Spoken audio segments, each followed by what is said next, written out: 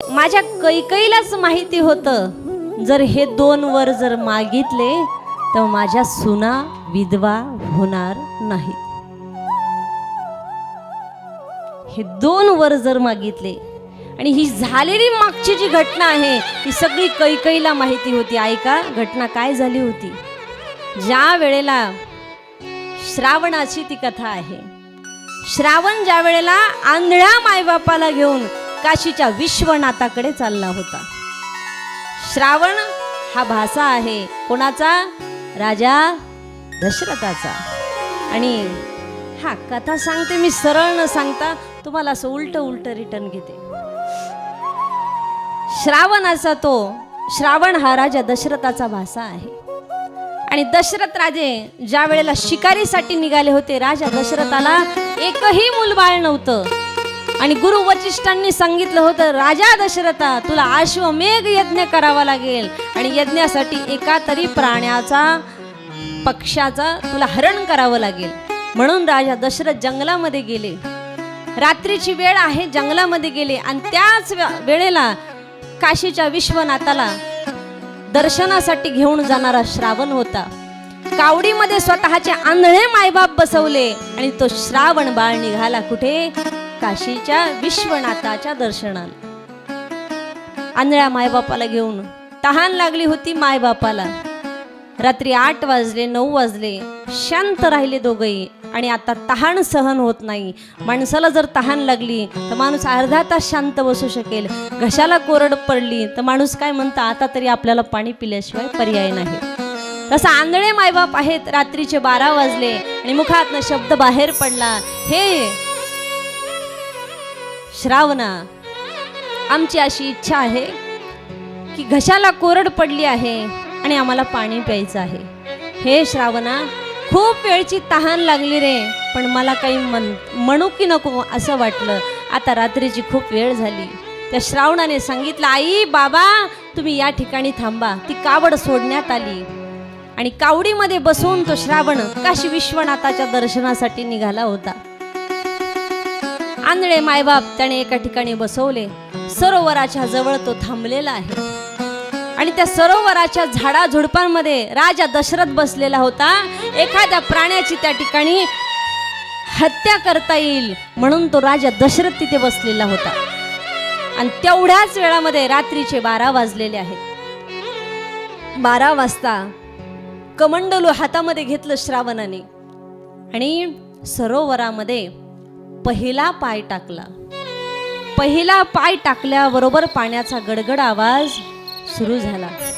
रात्रीची वेळ आहे आणि रात्रीच्या वेळी पाण्याचा बुडबुड बुडबुड आवाज त्या ठिकाणी यायला लागला. आवाज आल्याच्या नंतर राजा दशरथाने म्यानातला बाण काढला, धनुष्यावर लावला. आणि राजा दशरथाला माहिती होतं की आता कोणीतरी इथे पशुपक्षी आलेला आहे, हिंस्र प्राणी इथे पाणी पिण्यासाठी आलेला आहे. राजा दशरथाला असं वाटलं. आणि तेवढ्याच वेळामध्ये श्रावणाने कमंडलू घेतलं. कमंडलू पाण्यामध्ये बुडवलं. बुडवल्याबरोबर गडगड गडगड आवाज झाला आणि राजाला वाटलं एखादा तरी हिंस्र प्राणी त्या ठिकाणी आलाय. म्यानातला बाण काढला आणि सर्व दिशेने तो बाण मारला. बाण मारल्याबरोबर तो बाण श्रावणाच्या मरमी लागला. आणि आई ग म्हणून श्रावण ओरडला. तोंडातनं शब्द बाहेर पडला. आणि राजा दशरथाने पाहिलं की कोणीतरी, हा प्राणी नसून एका बालकाचा आवाज आलेला आहे. हा प्राणी नसून कोणीतरी बालक आहे.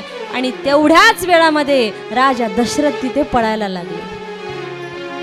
हातातला धनुष्य खाली टाकून दिला आणि राजा दशरथ पुढे पळायला लागले.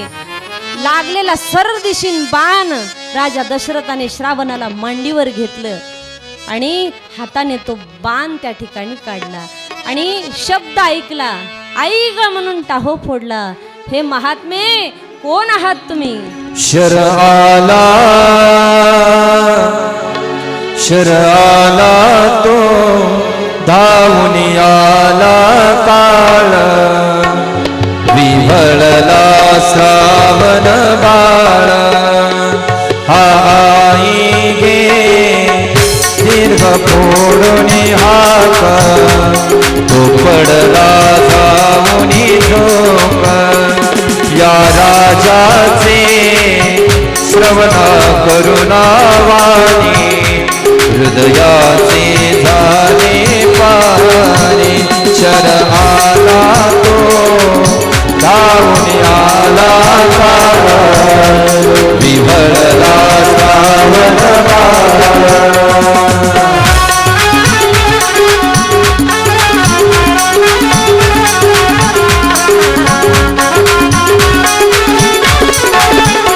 आनाया निर्मळ वारी आलो या विकासारी लगबग भरुनी झाली जो परत फिरे तो तुमचा शर आला या पुरात रुसुनी बसला शर आला दे धावून आला काळ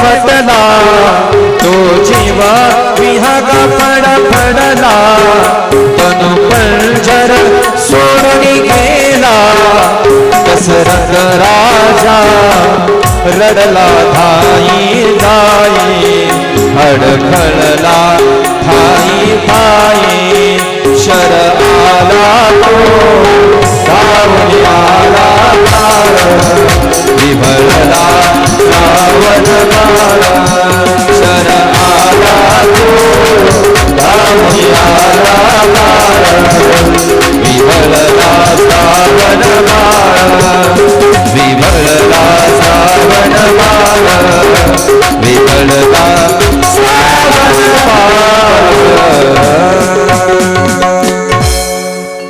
शर आला तो धावूनी विव्हळला श्रावण बाळ. पहा,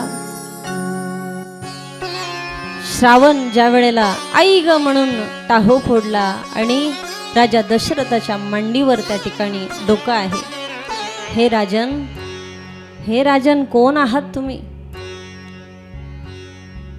त्यावेळेला राजा दशरथाने सांगायला सुरुवात केली. कथा लक्ष देऊन ऐका.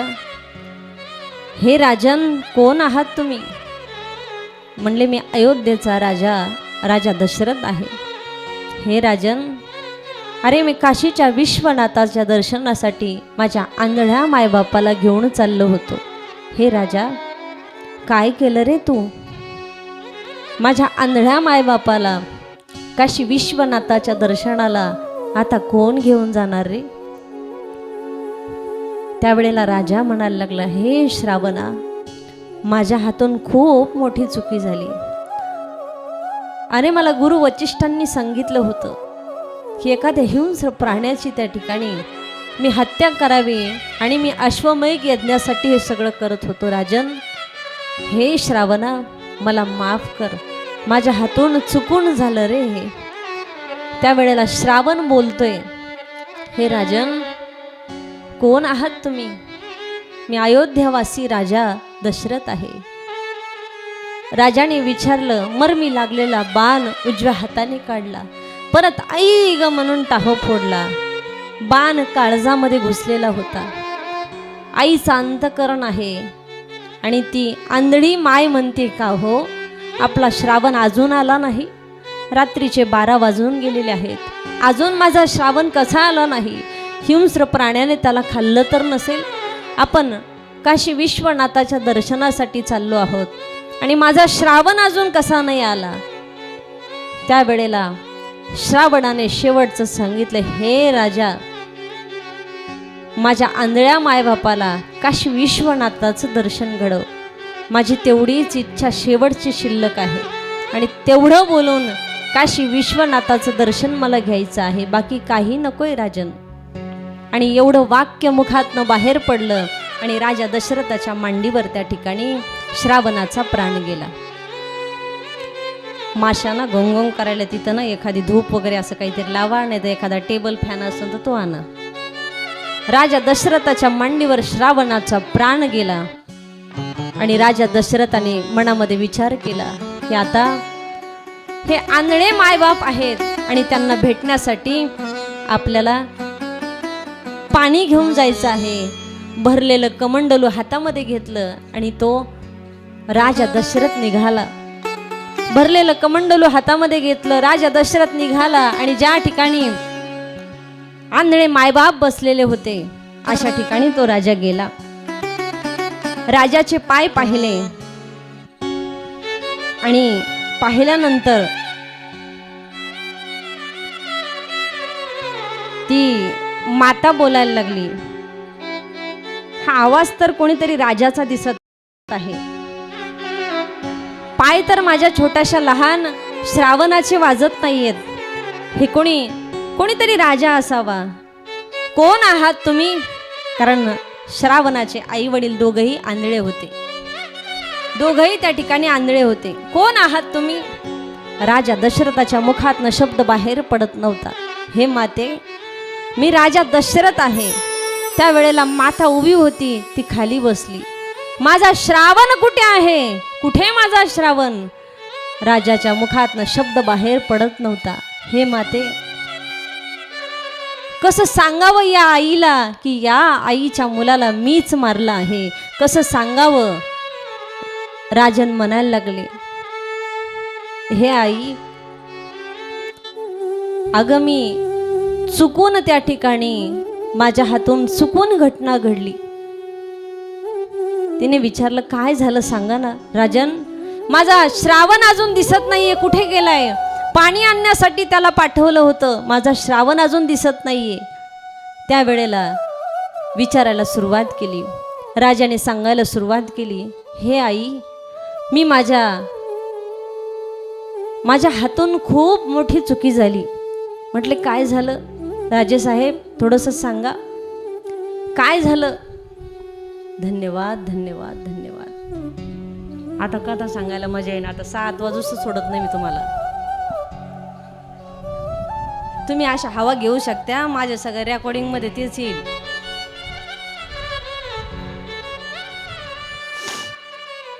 राजन, आता कानाचे कान करून कथा ऐका. हे राजन, काय केलं रे तू राजा? म्हटले, आई साहेब, माझ्या हातून खूप मोठी चुकी झाली. श्रावणाच्या मर्मी बाण लागला असा शब्द ऐकल्याबरोबर ती आई बोलायला लागली, हे राजन, अरे माझ्या मुलाला मारलंस तू काय योग्य केलं आहेस? अरे काशीच्या विश्वनाथाच्या दर्शनाला माझा बालक त्या ठिकाणी मला घेऊन जाणार होता, तू काय केलंस हे? त्यावेळेला ती आई ओरडायला लागली, बोलून सांगते. श्रावणाचे मायबाप म्हणायला लागले, अरे काशीच्या विश्वनाथाचं दर्शन आम्हाला कसं घडणार? कोण आहेस तू? तुझं नाव सांग, कोणत्या देशाचा तू राजा आहेस? त्यावेळेला सांगितलं, आई साहेब, मी अयोध्यावासी, अयोध्येच्या पती, अयोध्यावासी राजा दशरथ आहे. तिला कळालं, हा माझाच बंधू आहे. काय केलं रे तू? बहिणीचा मुलगा मारलास? हे राजा दशरथा, माझा आणि माझ्या मुलाचा वियोग तू केलास. हे राजा दशरथा, आता तुझाही असाच वियोग होणार आहे. हे राजा दशरथा, तुला मी श्राप देते, तूही तुझ्या मुलापासून तुझाही असाच वियोग होणार. आणि असा श्राप श्रावणाच्या आईने दिला. श्राप दिल्याच्या नंतर राजा दशरथ तिघांच्याही देहावर अंतिम संस्कार त्या ठिकाणी करण्यात आले आणि राजा दशरथ रडायला लागले. काय करावं? रात्रीचे 3 वाजले. एवढा मोठा घनघोर श्राप मला मिळाला आहे, कसं करावं? आणि रात्रीच्या पहाटे 4 वाजता राजा अयोध्येवरून जंगलामधून अयोध्येच्या दिशेने निघाले आणि त्या रात्री फक्त कैकई माता जागी होती. कैकईच्या महाली आले आणि रडायला लागले, हे कैकई, माझ्या हातून घोर पाप झालं ग. कैकईने विचारलं, राजा दशरथा, मला सांगा ना, कोणतं असं पाप झालं आहे? कैकई, माझ्या हातून श्रावणाच्या काशी विश्वनाथाच्या दर्शनाला घेऊन जाणारा श्रावण, त्याच्या मर्मी बाण लागला आणि त्याच्या आई वडिलांनी मला श्राप दिला की तुझाही मृत्यू तुझ्याही मुलाच्या वियोगाने होणार आहे. तू जसा माझ्या मुलाचा वियोग केला आहे तशा सुना तुझ्याही विधवा होतील आणि तुझाही त्या ठिकाणी मुलाचा आणि तुझा वियोग होईल. कैकेयीला गोष्ट लक्षात आली आणि तिने सांगितलं, हे राजन, कैकेयी मातेला सांगितलं, कैकेयी ही गोष्ट कोणालाही सांगू नको, फक्त मी तुला सांगितली आहे. म्हणून ही गोष्ट फक्त कैकेयीला माहिती होती की माझ्या राजा दशरथाला श्राप लागला आहे आणि कैकेयीला माहिती होतं की आपल्या सुना विधवा होण्यापेक्षा आपण विधवा झालं तरी हरकत नाही. म्हणून कैकेयीने ज्या वेळेला रामप्रभू राजगादीवर बसणार होते म्हणून कैकेयी मातेने 2 वर मागायला सुरुवात केली. मंथरा कल्पित बुद्धी कैकेयीच्या बुद्धीमध्ये प्रवेश नाही केला, असं शास्त्र सांगतं की प्रवेश केला, पण कैकेयीला माहिती होतं की आपल्या पुत्राच्या वियोगाने आपल्या सुना त्या ठिकाणी विधवा होतील. म्हणून 2 वर मागितले. 2 कारण शास्त्राने सांगितले आहेत. वर मागितले आणि मग कैकेयी कोप भवनामध्ये निघून गेली. इथपर्यंत आपला विषय आला होता. कैकेयी कोप भवनामध्ये निघून गेल्या. राजा दशरथाने विचारलं, कैकेयी, सगळ्यांनी शृंगार केला, साड्या घातल्या, पण तू अजून शृंगार केला नाही. रामप्रभू 3 दिवसापासून उपवासी होते, अजून का तू शृंगार केला नाही? त्यावेळेला राजा दशरथाला ती बोलायला लागली, दशरथ राजे, मला 2 वर आजच पाहिजे म्हणे, आत्ताच पाहिजे. म्हटले कोणते? भरताला राजगादी, रामाला वनवास. आणि भरत त्या वेळेला मामाच्या गावाला निघून गेले होते. मला 2 वर आत्ताच पाहिजे म्हणे. राजा दशरथाला मनात वाईट वाटलं आणि राजा दशरथाने होकार दिला. आणि राजा दशरथ तेव्हापासून आपल्या राजमहालामध्ये जाऊन बसले. रामप्रभू राजतिलक होणार आहे म्हणून सुंदर असा शृंगार केला आणि राजा दशरथ निघाले आईच्या दर्शनासाठी. पहिल्यांदा कैकेयी मातेला फार ते मानत होते. कैकेयीकडे निघाले. मंथरेने सांगितलं, शत्रुघ्नाने विचारलं, हे दासी मंथरा, कैकेयी माता कुठे आहे? म्हणले कैकेयी कोप भवनात गेली आहे. शत्रुघ्नाने मंथरेच्या कंबरड्यातच लाथ घातली, तुझ्यामुळे तर काही सत्य होणार नाही म्हणे. आणि मग राजा गेले कुठे? कैकेयी मातेकडे. कैकेयीला सांगितलं, आई, तू अजून शृंगार केला नाही, अगं माझा राजतिलक होणार आहे. कैकेयीने सांगितलं, हे रामा, मी तुझ्या वडिलांना 2 वर मागितले रे. आई, कोणते वर मागितले ग? अरे तुझ्या भावाला म्हणजे तुझ्या भरताला राजगादी मागितली आणि तुला वनवास मागितला. आई, मी वनवास स्वीकारेन ग, हे सगळं राज्य माझ्या भरताला दे, हे मी मान्य करतो. कारण रामप्रभू एक वचनी, एक पत्नी आणि एक बाणी होते. वचनाला बांधणारे माझे रामप्रभू होते, वचन पाळणारे होते. वचनाच्या बाहेर जाणारा माझा अयोध्येचा राम नव्हता. रघुकुल रीत सदा चली आई, प्राण जाए पर वचन न जाए. राम सिया राम जय जय राम. राम सिया राम जय जय राम. रघुकुल रीत सदा चली आई, प्राण जाए पर वचन न जाए. राम सिया राम जय जय राम. राम सिया राम जय जय राम. राम सिया राम जय जय सिया राम. राम सिया राम जय जय सिया राम. राम सिया राम जय जय सिया राम. राम सिया राम जय जय सिया राम. राम सिया राम जय जय सिया राम. राम सिया राम जय जय सिया राम. राम सिया राम जय जय सिया राम. राम सिया राम जय जय सिया राम. राम सिया राम जय जय राम. राम सिया राम जय जय राम. राम सिया राम जय जय राम.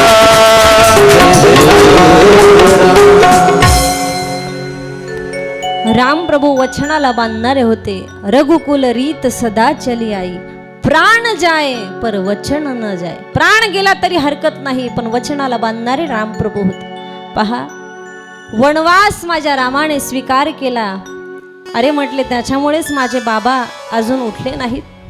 सेवकांना विचारलं, हे सेवकांनो, माझा राजा दशरथ दिसत नाहीत. सेवकांनी सांगितलं, महालामध्ये झोपलेले आहेत. म्हणले, आज माझा तिलक आहे आणि माझे बाबा झोपलेले आहेत. राम प्रभू दशरथाकडे गेले आणि दशरथ महाराज रडायला लागले. हे रामा, म्हणले बाबा बोला ना, काय मागितलंय कैकई मातेने? म्हणले रामा, तुझा आज राज तिलक आहे, पण कैकईने 2 वर मागितले रे. भरताला राजगादी आणि रामाला वनवास. बाबा मी स्वीकार करतो वनवासाचा, माझ्या भरताला राजगादीवर बसवा, मी वनवासाचा स्वीकार करतो. आणि त्याच वेळेला माझे राम प्रभू राज तिलक होणार होता, म्हणून राम प्रभू 3 दिवसापासून उपवासी होते. रामाने आज स्नान देखील केलं नव्हतं. आणि ही वार्ता हा म्हणता कौशल्या सुमित्रा मातेच्या कानावर गेली. कौशल्या माता रडायला लागल्या, माझा राम वनवासाला जाणार आहे, माझ्या रामाचा आज राज तिलक होणार होता, रामाला आज राजगादी मिळणार होती, आणि माझ्या रामाला कैकई मातेने वनवास मागितला. रडायला लागल्या कौशल्या माता, सुमित्रा देखील रडायला लागल्या. राम प्रभूंनी महाराज घातलेली सुंदर वस्त्र परिधान केलेली काढून टाकली आणि साधं वस्त्र परिधान केलं. कैकई मातेला पहिला नमस्कार केला, दुसरा राजा दशरथाला केला. कौशल्या मातेच्या जवळ गेले आणि गेल्याच्या नंतर आई येतो ग मी असा शब्द वापरल्याबरोबर तिथं लखनजी उभे होते. लक्ष्मणाने विचारलं, दादा अरे तुमचा आज राज तिलक आहे आणि तुम्ही कुठे निघालात? म्हटले, लक्ष्मणा आपल्या आईने माझ्यासाठी वनवास मागितला आहे आणि त्याच्यासाठी मी चाललो आहे. दादा तुम्ही एकटे जाऊ नका, मीही तुमच्या सोबत येणार आहे. लक्ष्मणजी सोबत निघाले. जी पत्नी होती धर्मपत्नी सीतामाईने सांगितलं, हे राम प्रभू मी 7 फेरे घेताना ब्राह्मणांच्या समोर अग्नीच्या समोर सांगितलं होतं की माझे मालक जिथे जातील तिथे मी जाण्याचा प्रयत्न करणार. 14 वर्षाचा वनवास सीतामाईला कुठे माहिती होतं? लग्न झाल्याच्या नंतर हळद फिटत नाही की वनवासाला जावं लागेल, हे सीतेला कुठं माहिती होतं? कधी कधी रामायण वाचलं पाहिजे. ज्यांना वाटतं ना फाशी घ्यावं, मरावं, आत्महत्या करावी, अशा लोकांनी रामायणासारखा ग्रंथ एकदा उघडून पाहिला पाहिजे. जनक राजाची कन्या होती, मिथिला नगरीची ती कन्या होती. जनक राजाची कन्या सीतामाई, कशाची कमी नव्हती त्या जनक राजाकडे. हजारो दास दाशा सीतामाईच्या सेवेला होत्या. आणि आज सीतामाई वनवासाला निघाल्या. साधे भगवे वस्त्र परिधान केले आणि तिघही निघाले. तेवढ्या वेळामध्ये कौशल्या रडायला लागली, माझा राम आता मला 14 वर्ष माझ्या रामाचा वियोग त्या ठिकाणी पाहायला मिळणार आहे. राम प्रभू कौशल्या मातेला सुमित्रेला सोडून निघाले. हा करता बातमी अयोध्येमध्ये पसरली. अयोध्येतले लोकही रडायला लागले, अरे असं काय झालं? आज राम राज गादीवर बसणार होता, पण राम वनवासाला निघाले. सगळी अयोध्या नगरी रडत होती. कैसी घड़ी आज जीवन की आई, कैसी घड़ी आज जीवन की आई, अपने ही प्राणों की करते विदाई, अपने प्राणों की करते विदाई. अब ये अयोध्या, अब ये अयोध्या हमारी नहीं है, अभी तो हम जी भर देखा नहीं है, अभी हमने जी भर के देखा नहीं है.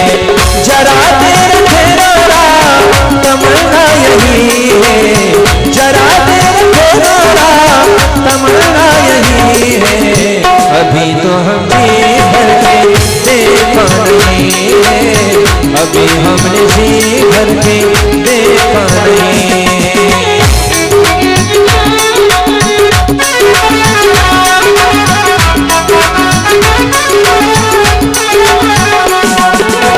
माता कौशल्या की आंखों के तारे, माता कौशल्या की आंखों के तारे, दशरथ जी के राज दुलारे, राज दुलारे की राज दुलारे.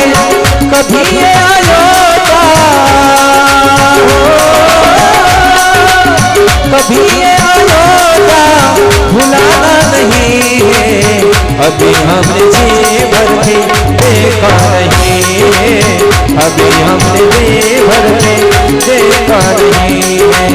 जरा देर ठहरा तमन्ना यही है, जरा देर ठहरा तमन्ना यही है, अभी हमने जी भर के देखा नहीं है, अभी हमने जी भर के देखा नहीं है, अभी हमने जी भर के देखा नहीं है। अयोध्यावासी रडायला लागले, जसं माझा भगवान कन्हैया गोकुळ सोडून मथुरेला गेला होता, तसंच राम प्रभू आज अयोध्या सोडून निघाले। सगळी अयोध्यावासी रडत होती, हे राम प्रभू, आम्ही अजून सगळी अयोध्या पाहिली नाही, हे राम प्रभू तुम्ही आम्हाला सोडून चाललाय। सगळी अयोध्यावासी रडू लागली आणि मग सगळ्यांच्या नेत्रातून अश्रूंच्या धारा वाहू लागल्या। कौशल्या रडत होती आणि रडता रडता सुमंतजीने रथ आणला आणि सांगितलं, सुमंतजी या रथामध्ये बसून माझ्या राम प्रभू सीतामाईला तुम्ही घेऊन जा अयोध्येमध्ये, अयोध्येहून तुम्ही वनवासाला घेऊन जा। रथाचे घोडेही रथाला त्या ठिकाणी लागत नव्हते, कारण रथाचे घोडे सांगत होते आमच्या राम प्रभूचा आज राज तिलक आहे आणि रामाला वनवास त्या ठिकाणी भोगावा लागला। सीतामाई एवढी जनक राजाची कन्या असूनही तिच्या नशिबी वनवास भोगावा लागला 14 वर्षाचा। अयोध्यावासी रडायला लागले, राम प्रभू 14 वर्ष वनवास भोगण्यासाठी निघाले। 14 वर्षाचा वनवास माझ्या रामाने भोगला। सुमंतजी ज्या वेळेला भगवान रामाने सांगितलं की तुम्ही आता आम्हाला इथून सोडून निघून जा, गंगेच्या पलीकडे आम्हाला कसं जायचं, दर मुक्काम दर करत आम्ही जाऊ, तुम्ही इथून आम्हाला सोडून जा। सुमंतजी अयोध्येमध्ये आले आणि कौशल्याला वाटत होतं माझा एक तरी पुत्र परत येईल, पण एकही पुत्र परत आला नाही। आणि ज्या वेळेला राम अयोध्येमधून निघाले होते त्यावेळेला शत्रुघ्न रडत होता। शत्रुघ्न म्हणत होता, हे राजा, हे रामा, अरे भरत दादाही मामाच्या गावाला गेलेत आणि राम प्रभू मोठा भाऊ हा बापासारखा असतो, आज तूही आम्हाला सोडून चालला आहेस। रडायला लागले महाराज। शत्रुघ्न गळ्याला पडून रडायला लागले राम प्रभूच्या, हे प्रभू, अरे तूही आम्हाला सोडून चालला आहेस, नको ना जाऊ।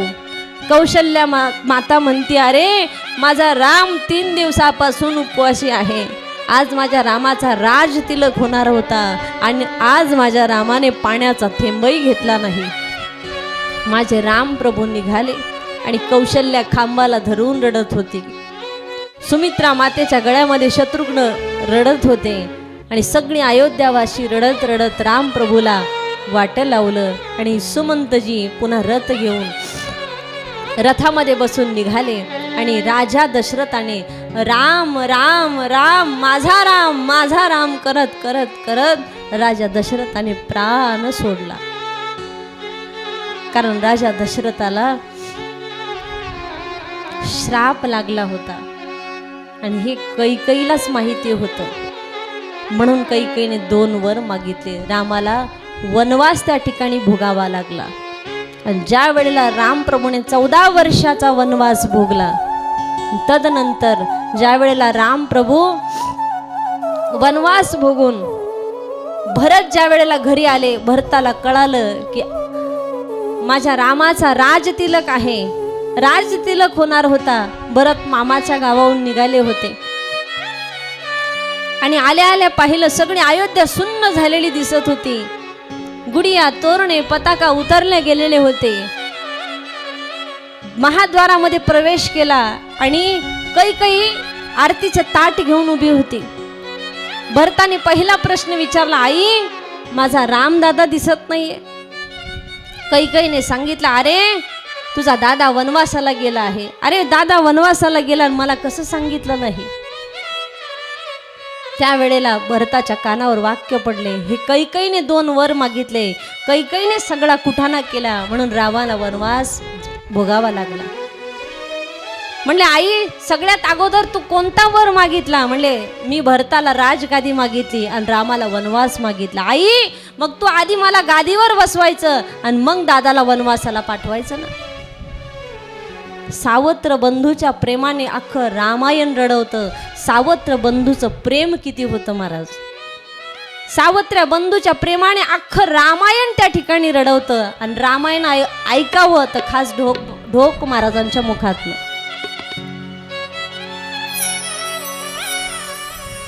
रामायणाची मी काही एवढी मोठी जाणकार नाही. रामकथा ऐकावी तर बाबांच्या मुखातनच.